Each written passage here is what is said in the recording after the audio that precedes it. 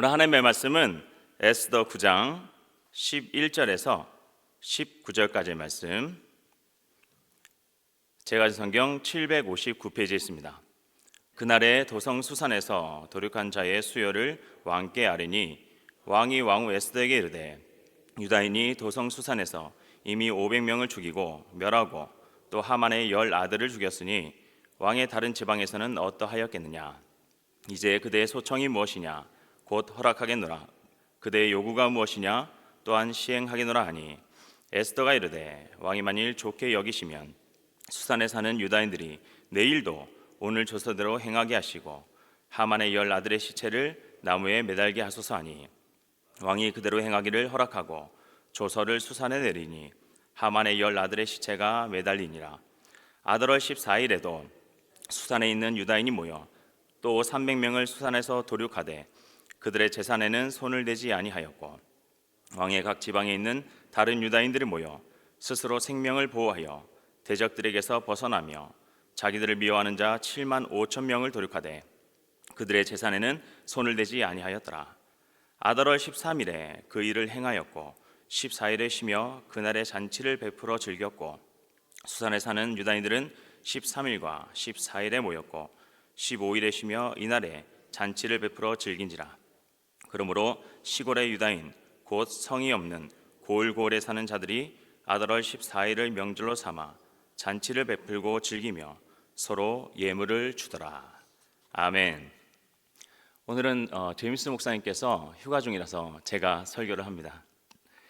자, 여러분, 우리가 축구 경기를 볼 때에 우리 팀이 만약 1대0이나 2대1 정도로 졌다. 그러면 어떤 생각들을 하게 되죠? 아쉽지만 잘 싸웠다. 다음번에는 이길 수 있을 것 같다. 이 팀이라면 한 번쯤은 붙어볼 만하다. 이렇게들 생각을 할 겁니다. 그런데 만약에 우리 팀이 5대0이나 6대0 정도로 졌다. 그러면 우리가 어떤 생각이 들까요? 야, 이 팀이랑은 다시는 붙어서는 안 되겠다. 또는 완전히 대패했구나. 야, 이거 진짜 우리가 정말 완벽하게 졌다라고 생각을 하게 될 겁니다. 오늘 본문에 나오는 하만의 가문과 하만의 치세에 붙어서 유다 민족 모두를 몰살하려고 했던 자들, 이렇게 하나님께 완전하게 대패하고 있습니다. 완벽하게 심판을 받고 있는 것입니다. 그래서 저는 오늘 우리 모든 성도님들과 함께 하나님께서 그렇다면 왜 그리고 어떻게 이 유다 민족의 원수들을 멸하셨는지 그 모습을 한번 살펴보고자 합니다. 자, 먼저 왜 하나님께서는 이 유다 민족의 원수들을 멸하셨는가라는 부분입니다. 그 이유는 유다 민족이 몰살당할 뻔했던 것, 이것이 곧 구원의 문제를 넘어서서 하나님의 계획을 가로막았던 것입니다. 유다 민족의 구원, 누가 계획한 것이었습니까? 유다 민족 스스로가 계획했던 것이 아닙니다. 그것은 하나님께서 계획했던 것입니다. 그리고 하나님의 주권에 그들이 도전을 했던 것입니다. 그래서 하나님께서는 그 죄를 절대 용서치 않으시고 완전하게 심판하시고 완전하게 멸하신 것입니다. 자, 우리 본문 아달월 13일, 본문에 보면 아달월 13일이 나옵니다.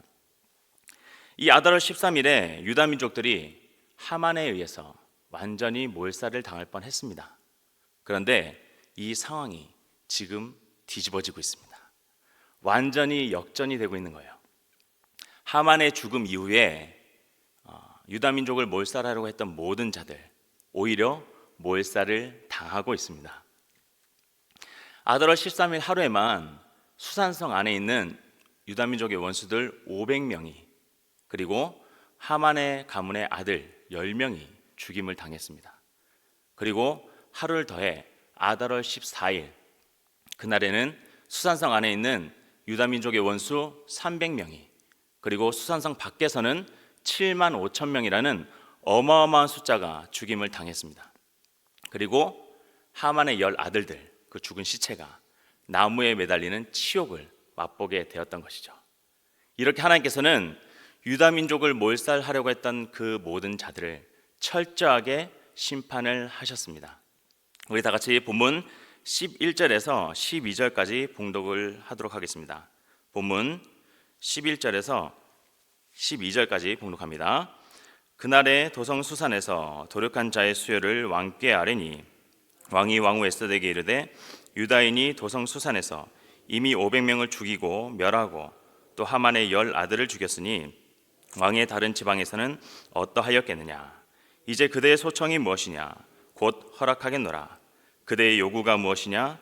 또한 시행하겠노라 하니. 자, 지금 본문 11절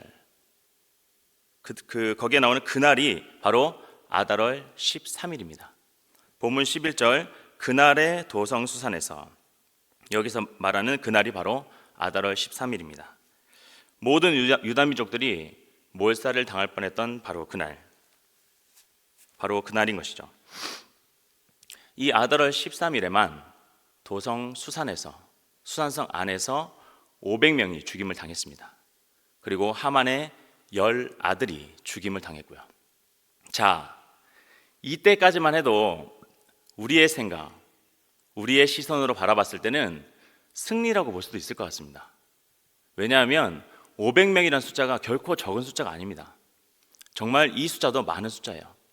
그리고 유다 민족들을 몰살하려고 했던 그 모든 사건의 주동자 하만의 10 아들이 죽었습니다. 그러면 이때까지만 해도 우리가 봤을 때는 그래, 이 정도면 승리일 수도 있겠다, 이 정도면 심판이 될 수도 있겠다라고 생각이 들 만도 합니다. 그런데 하나님의 생각, 하나님의 시선은 완전히 달랐습니다. 그래서 이 승리, 그냥 1대0, 2대1 정도의 승리가 아니라 5대0, 6대0 정도의 완벽한 승리, 완전한 심판으로 이어가고 계십니다. 자, 우리 다 같이 본문 13절에서 16절까지 봉독합니다. 에스더가 이르되 왕이 만일 좋게 여기시면 수산에 사는 유다인들이 내일도 오늘 조서대로 행하게 하시고 하만의 10 아들의 시체를 나무에 매달게 하소서 하니 왕이 그대로 행하기를 허락하고 조서를 수산에 내리니 하만의 10 아들의 시체가 매달리니라. 아달월 14일에도 수산에 있는 유다인이 모여 또 300명을 수산에서 도륙하되 그들의 재산에는 손을 대지 아니하였고 왕의 각 지방에 있는 다른 유다인들이 모여 스스로 생명을 보호하여 대적들에게서 벗어나며 자기들을 미워하는 자 7만 5천 명을 도륙하되 그들의 재산에는 손을 대지 아니하였더라. 아멘. 자, 죽임을 당한 하만의 10 아들의 시체, 나무에 매달렸습니다. 엄청난 치욕을 맛보게 된 것이죠. 그리고 하나님께서는 에스더의 입술을 사용하셔서 아하수에로 왕을 움직였습니다. 그래서 아달월 13일, 거기에서 하루를 더해서 아달월 14일에 수산성 안에 있는 유다민족의 원수 300명, 그리고 수산성 밖에 있는 7만 5천 명이라는 어마어마한 숫자가 죽임을 당했습니다. 이렇게 하나님께서는 우리의 시선과는 다른 대역전의 승리를 이루어 가신 것입니다. 완벽한 심판, 우리의 생각과는, 우리의 시선과는 완전히 다릅니다. 어느 정도의 심판, 어느 정도의 패배가 아닙니다.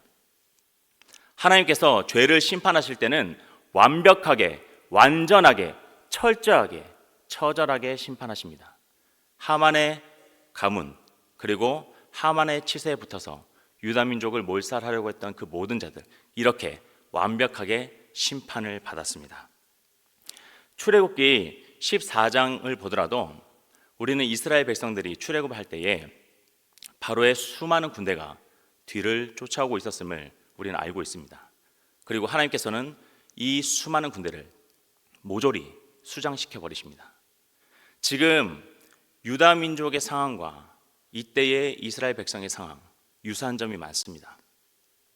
이스라엘 백성이 출애굽한 것, 누구의 계획이었습니까? 이스라엘 백성, 그들의 계획이 아니었습니다. 그것은 오직 하나님의 계획이었습니다.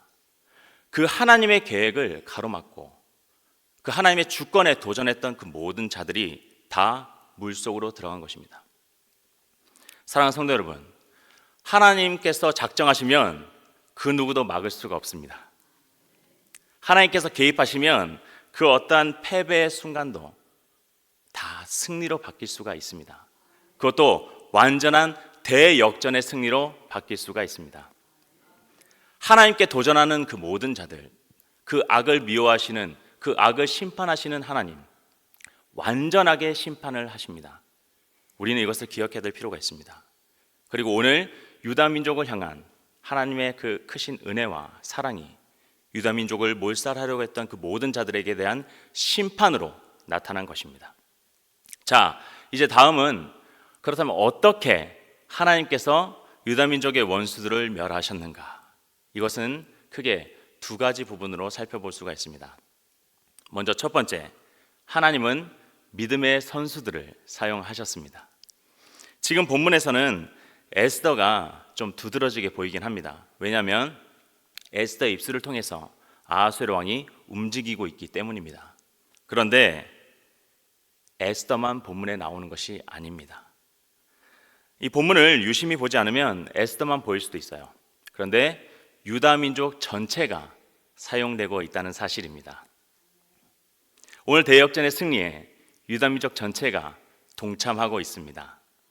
하나님께서는 이렇게 에스더도 사용하시지만 유다 민족 전체를 사용하셔서 믿음의 공동체 전체를 사용하셔서 주님의 역사를 이루어가고 계십니다. 본문을 보면 12절, 15절, 16절에서 유다인들을 사용하셔서 그들의 원수들을 도륙하고 있는 모습을 우리는 분명히 볼 수가 있습니다. 그것도 원수들의 재산에는 손을 대지 않고 말이죠. 자신들의 유익은 철저히 배제한 채 오직 주님의 일에, 주님의 뜻에 동참하고 있는 것입니다. 우리 모두는 역할이 다릅니다. 역할이 다를 뿐입니다. 하나님께서 우리에게 맡겨주신 사명과 그 역할이 각자가 조금씩 다를 뿐이에요. 그런데 우리는 그것을 잘 모르고 있습니다. 그래서 우리가 각자 처한 현실 속에서 적극적인 믿음의 반응을 통해 주님의 역사, 그 승리에 동참할 필요가 있습니다. 그것이 하나님께서 기뻐 받으실 우리 삶의 모습이고 믿는 자의 모습이기 때문입니다. 하나님께서는 우리와 동력하기를 원하십니다. 하나님께서는 우리와 동력하기를 원하세요. 그래서 지금 에스더와 그 모든 믿는 유다 민족들을 이렇게 동참을 시키고 계시고 그들은 적극적으로 동참을 하고 있는 것입니다. 자, 두 번째, 하나님은 최고의 감독이 되어주고 계십니다. 하나님은 지금 현재 유다 민족들에 대해서 최고의 감독이 되어주고 계세요. 제 아무리 뛰어난 선수라 하더라도 그라운드에서 뛰고 있는 선수는 상대방 선수 그리고 우리 팀 선수들만이 눈에 보일 뿐입니다. 그러나 감독은 다릅니다. 감독은 상대팀의 선수, 우리 팀의 선수, 그리고 상대팀 감독, 심판, 그라운드의 상태, 모든 환경, 관중까지도 다 두루두루 살핍니다. 그렇게 해서 전술을 구성하고 그때그때 전술을 변경하면서 승리를 위해서 노력합니다. 이렇게 지금 유다 민족, 주님께서 명령하신 대로 그렇게 승리를 향해서 달려가고 있는 것입니다. 선수들은 감독의 지시에 의해서 그것을 창조적으로 이행하고 적극적으로 이행해서 골을 넣습니다. 그렇게 해서 승리의 기쁨을 맛보게 되는 것이죠. 하나님께서 우리의 인생을 이렇게 만들어 가십니다. 하나님께서는 에스더와 유다 민족을 그렇게 만들어 가셨듯이 우리의 인생 또한 최고의 감독이 되어 주셔서 그렇게 승리의 기쁨을 맛보게 이끌어주고 계십니다. 유다 민족 패배 직전에 있을 때에 모든 상황을 두루두루 살피신 것, 그들 자신의 모습이 아닙니다. 바로 하나님께서 두루두루 살피셨습니다. 그리고 그 승리의 때를 계획하시고 유다 민족 대역전의 승리를 거둘 수 있도록 은혜를 베풀어 주셨습니다. 그리고 모든 유다 민족의 원수들을 심판을 하신 것이고요. 골은 선수가 넣는 것이 맞습니다. 하지만 선수가 골을 넣을 수 있도록 그 전술을 짜고 모든 팀 전체를 이끌어가는 것, 오직 감독입니다. 그래서 지금 본문에 나오는 유다 민족의 구원, 그 원수들에 대한 심판 모두 다 하나님께서 만들어가고 계십니다. 하만에 의해 몰살당함을 했던 그 모든 자들이 유다 민족들 하나님 때문에 구원을 얻었습니다. 하나님의 전술과 인도하심 가운데 그들은 구원을 얻었고 그 기쁨을 누릴 수 있었습니다. 그래서 대역전의 승리, 이것은 하나님의 것입니다. 오직 하나님의 영광입니다. 하나님만이 이 영광을 받으실 자격이 있으십니다. 우리는 그저 그것을 은혜로 받았을 뿐입니다. 자, 이제 말씀을 정리하겠습니다. 오늘 우리는 본문을 통해 하나님께서 왜 그리고 어떻게 유다 민족의 구원을 이루셨고 그리고 그들의 원수들을 멸하셨는지를 잘 살펴보았습니다. 하나님의 구원 계획을 가로막고 하나님의 주권에 도전했던 자들, 그 누구도 단 한 명도 용서치 않으셨습니다. 끝까지 철저하게 하나님께서는 심판을 하셨습니다. 우리는 이것을 반드시 기억해야 합니다. 그리고 하나님께서는 우리 모든 믿음의 공동체를 사용하고 계십니다. 우리 모두는 그 역할이 다를 뿐이에요.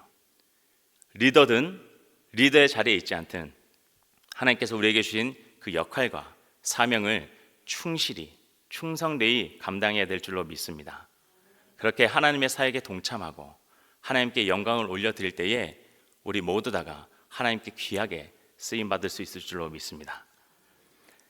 때로는 교회에서, 가정에서, 직장에서, 또한 학교에서 우리가 각자 처한 어떠한 그룹 속에서 우리는 믿음의 반응을 통해 하나님께 영광을 올려드리기 위한 귀한 삶을 살아가야 됩니다.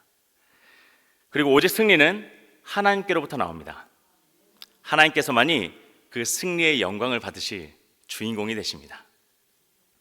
우리의 최고의 감독 되시는 하나님만을 의지하고 바라볼 수 있기를 간절히 소망합니다. 두려움이 닥칠 때가 있어요. 하지만 절대 포기하지 마십시오. 패배 직전에 다다를 때가 있습니다. 하지만 염려하지 마십시오. 우리 곁에는 하나님께서 계십니다. 우리를 인도하여 주시고 최고의 전술로 대역전의 승리를 이루시는 하나님께서 우리 곁에 계십니다. 저와 우리 모든 성도님들 이렇게 믿음의 선수들이 다 되시고 또한 최고의 감독 되시는 하나님만을 의지하고 바라보면서 주님 나라 확장과 교회의 부흥을 위해 귀하게 쓰임받을 수 있기를 간절히 소망합니다.